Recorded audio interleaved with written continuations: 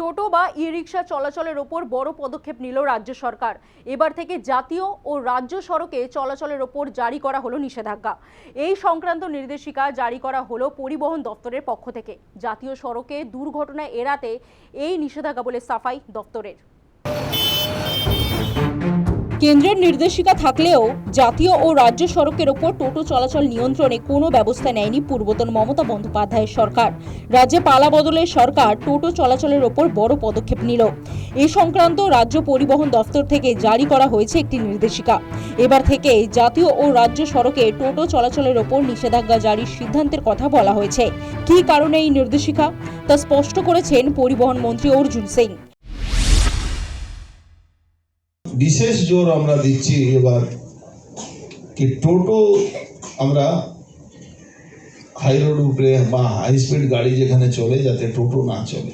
16 বছরের বাচ্চা টোটো চালাচ্ছে, বাহাল তবিয়তে চালাচ্ছে, আমরা তাকে কোনো লাইসেন্সিং নেই, কোনো রেজিস্ট্রেশন নেই, একটা ঘটনা ঘটলে কিছু পাবে না, তার বাড়ির লোকরা কোনো অ্যাক্সিডেন্ট হলে তার ট্রিটমেন্ট হবে না, কোনো ব্যবস্থা নেই। সেই জায়গা আমাদের একটা বড় ভূমিকা গভর্নমেন্ট অ্যান্ড পুলিশ দুটোকে নিতে হবে। মাননীয় মুখ্যমন্ত্রীও অনেকবার আমাদেরকে বলেছেন, প্রকাশ্যে মিডিয়াতেও বলেছেন। টোটো ইস্যুতে পরিবহন মন্ত্রী সুরে সুর মিলিয়েছেন রাজ্যের আরেক মন্ত্রী দিলীপ ঘোষ। তার মতে জাতীয় ও রাজ্য সড়কে দুর্ঘটনার জন্য দায়ী টোটো চলাচল। জারি করা নিষেধাজ্ঞা কঠোরভাবে কার্যকর করা হবে বলে জানিয়েছেন তিনি। আমিও বলেছি আমাদের জেলা ডিএম এসপি কে মেদিনীপুরে যে হাইওয়ে বা যেখানে সেখানে টোটো যেন এন্ট্রি করা না হয়। টোটোর জন্য অ্যাক্সিডেন্ট বেশি হচ্ছে, বহু জায়গায় রাস্তা খারাপ হলে টোটো নিজেই উল্টে যাচ্ছে, অত সেফ নয় গাড়ি। তো সেই জন্য হাইওয়েতে যদি টোটো চলে যে কোনো সময় অ্যাক্সিডেন্ট হতে পারে।